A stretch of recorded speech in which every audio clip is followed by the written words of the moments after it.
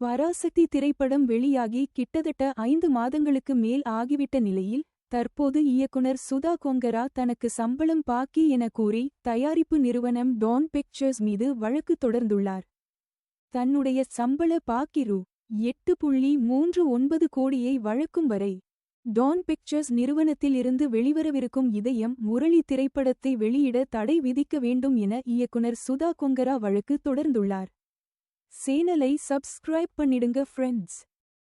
சொந்தமா தொழில் தொடங்கணும்னு ஆசையா? ஆனா முதலீடு நினைச்சு கவலையா இருக்கா? கவலை விடுங்க. ஆர்ஆர்ஆர் ட்ரேடிங் கம்பெனி இப்போ உங்களை ஒரு வெற்றிகரமான பிஸ்னஸ் மேனாக மாற்ற ரெடியாக இருக்கும். முக்கிய அம்சங்கள் என்னென்னா, பாக்குமட்டை தட்டு தயாரிப்பு தொழில் ரொம்ப சிம்பிள், ஆனால் லாபம் அதிகம். நாங்களே லோனும் அரேஞ்ச் பண்ணி தரோம். இதில் ஸ்பெஷல் என்னென்னா 25% 35% வரைக்கும் மானியமும் கிடைக்கும்.